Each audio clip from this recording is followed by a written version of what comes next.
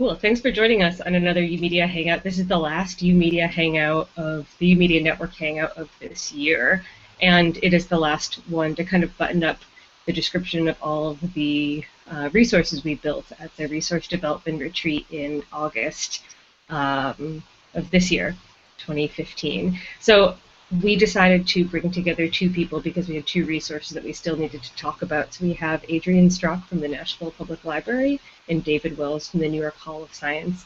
And I figured we would do, again, something casual. So we will start with Adrian asking David about his resource, and then David ask Adrian. So why don't you take it away, Adrian? Hey, David, can you Hey. just give us an elevator pitch about your resource? Yeah, sure. I see. My resource is focused on ways for facilitators and actual practitioners to think about collecting data from their programs that I guess will, build up, their ability and ways to inform themselves and/or their youth about how the program is going and ways to benefit it. Kind of, I guess, more on in real time. So a lot of times. Those are typically run by either people that work on assessment and evaluation or researchers, and this gives the actual practitioner who's on the front lines a platform to reflect on what's happening in the program and think about ways to better it as it's actually happening. It's kind of broken into a bunch of different, almost like modular pieces, and it's meant that the person that's implementing it really is kind of piecing it together to see how it fits in their space best. So we have what I call confessional booth.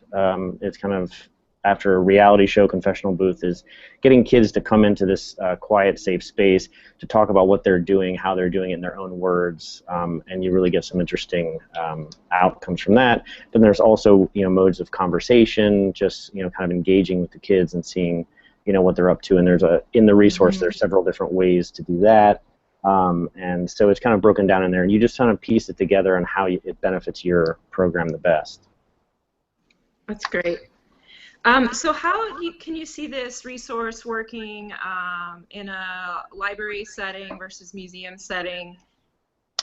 I actually think in some ways, or at least some components of it, could be set up in a library even a little bit easier than a museum. One of the challenges I've had in a museum is that we don't have a quiet space. And as far as the at least one of the modes of data collection, which is this kind of video journal or vlogging, but it's really centered around open-ended discussion with the participants. So I always struggled finding that quiet space, and often it's a bit detached from the space they're working in, which has a little bit of a challenge to it, because it's like, hey, you want to go do this? Walk to the other side of the museum and go in this little room and talk about your program. But I feel like in a library setting they would have ample space to do that, because not that libraries are super quiet, but there is some tradition of libraries being more quiet spaces or have more quiet spaces available for reading. So I think in a way there could be ways to have this kind of like pop-up little video blogging booth or confessional booth, whatever you want to kind of call it. So I think it's something that can be set up in that way. Now, depending, like one of the ways that I have it, one of the modes of data collection is set around the idea of flow in the space, and I think museums, libraries, classrooms, anyone can benefit from this, and it's something I actually came up with when discussing ways to collect data with one of the researchers or the evaluators working on one of my grants, and it's putting a time-lapse camera above the space, kind of bird's eye view, and you see this kind of mapping of the space, where the materials are, where the tools are, how they interact. Are people moving around a lot?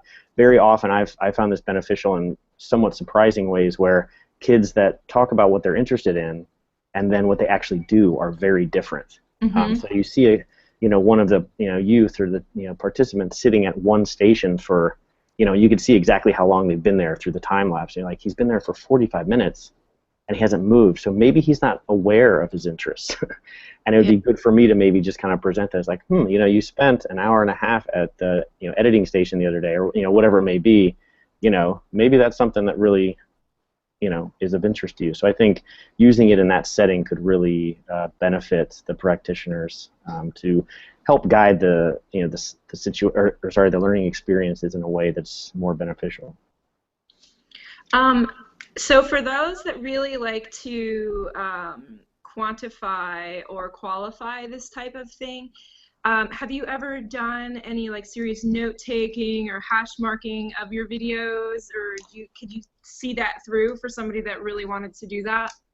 Well, I mean, in a way, since this is first and foremost a tool or tools that are set up for the practitioner themselves, and to get them, like, they don't need to wait around for an evaluator and such. But the way that I've used them isn't specifically for that quantification. It's more in real time benefiting how the program is offered and providing those experiences. I have worked with evaluators and people assessing my program, and they take the data and start codifying it and saying, like, these kids are, you're probably coming up as a practitioner, coming up with the same kind of thoughts and assumptions as they are, but then it's their job, your job is to make the program better. Their job is to kind of like see how the program is benefiting the whole and such. So I've used a lot of this data collection, and it gets heavy, size-wise. You get tons of video, you get tons of this stuff. It takes a while to go through, but I feel like it gives you so much deeper of an understanding of what's happening and what's going on than the traditional surveys or even traditional interviews, where an evaluator comes in and interviews, one of the participants, and it's like they've never seen this person before. They have no idea. Like, I mean, when strangers come up to me and talk to them, I get all nervous, and so I couldn't imagine being a teen or a person in the space, like how that makes them feel. So it's meant to not be intrusive to the learning process. It's meant to be integrated into it. Have you ever used your video footage? Because I could see this being like used in multiple purposes. Have you ever used it for just making a video about your space, or for grant reporting, reports that you have to do?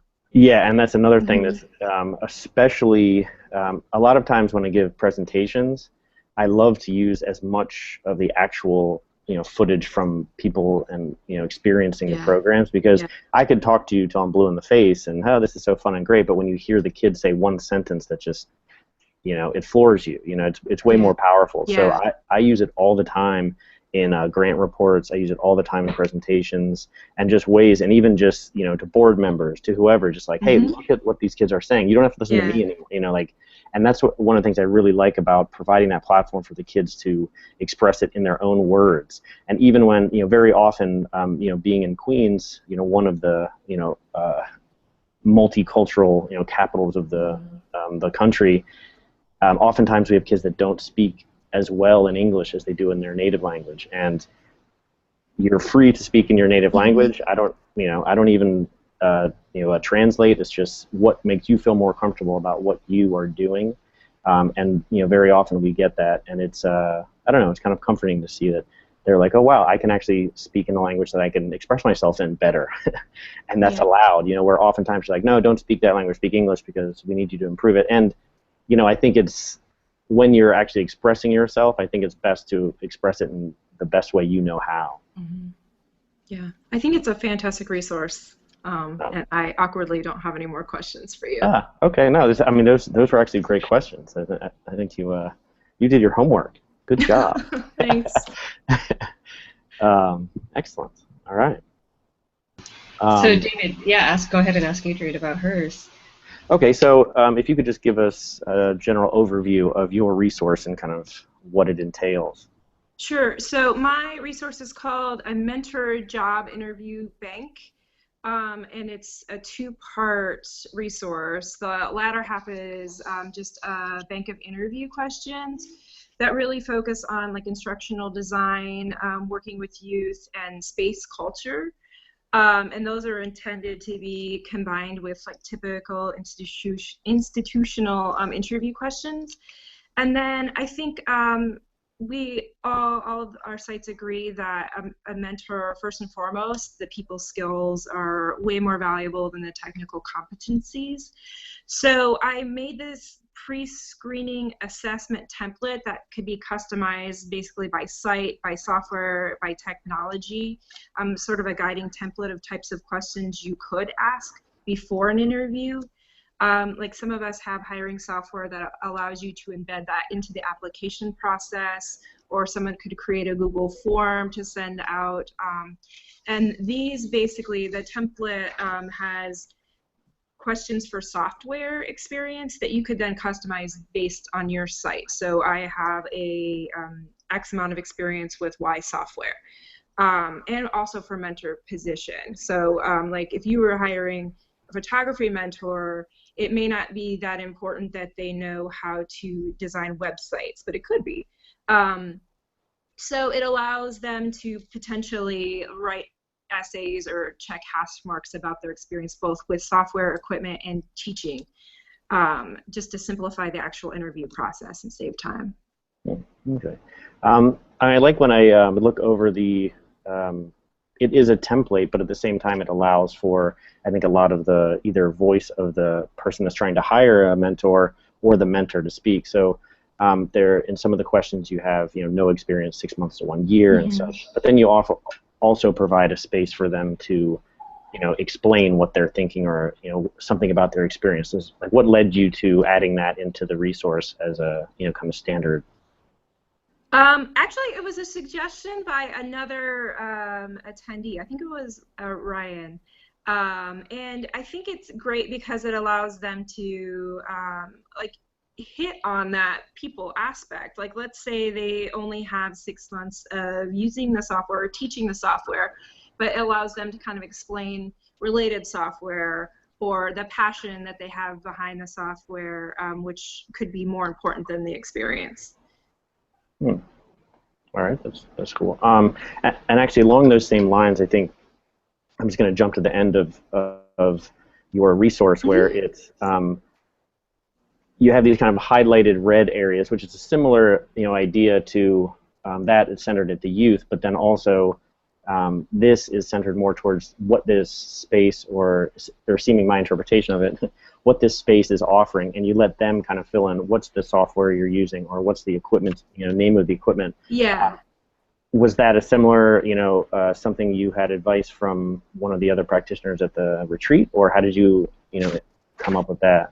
I think so. I think that I think it may have been, it was so long ago, August was so long ago, I think it may have been, but also someone may not have experience with Photoshop, but might have experience with like Pixlr.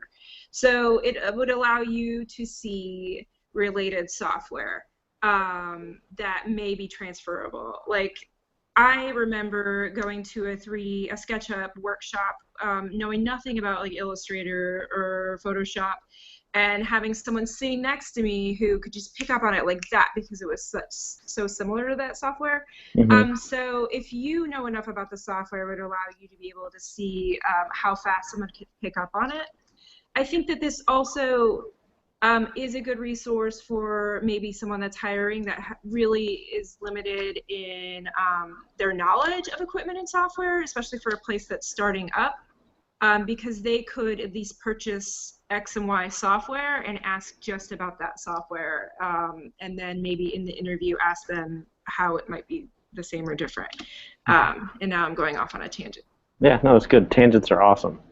One of my favorite things about this resource is the questions that are like, what do you like most about working with youth? What do you like least about working with youth? And so I only have been, I've only interviewed people for jobs maybe about 3 times, like 3 chunks of interviews. And what I realized about that process was that I wanted to ask them prompts to tell me stories, like tell me about a challenging experience you had. Tell me about working with someone who came from a different perspective from you, whether it's racial, sexual orientation, economic class. And I always find the best interviews are when people don't necessarily have all the technical skills, because then it just feels like a checklist. But when people are like, well, I had this experience and I learned X, Y, and Z from it, because it shows that they can grow and learn. And it also actually shows that they're able to take experiences and wrap them up into stories It's like, oh, well, on the floor, it's like David's resource. You'd be able to identify moments and be able Yeah. to turn that around and package it into like, okay, well, here's an example of this happening. Here's an example of this happening in the space. Hmm. And actually, that's a good Yeah. segue into my next question, where like, who could you see benefiting, from this, and are there multiple people that could benefit from it? I think, yes. I think it gives hiring managers the opportunity, obviously, to simplify the interview process. But for those that are very disconnected from the hiring process, like maybe there's several layers up, this is a resource that they could take to that hiring person and say, look, I've been trying to figure out a way to get the technical competencies. Here's some pre-screening questions we could ask, and here's some great interview questions specifically for our space, and hopefully that person would be open to it. So I think, and even, so yeah, I think anybody could potentially either use this in interviewing or advocate for it to be used in their institution. Because I think every single one of us probably has different hoops to jump through when it comes to hiring. So I try to kind of keep that in mind, where maybe they have very little control, but maybe they could pitch this to the person that does have control of how hiring happens.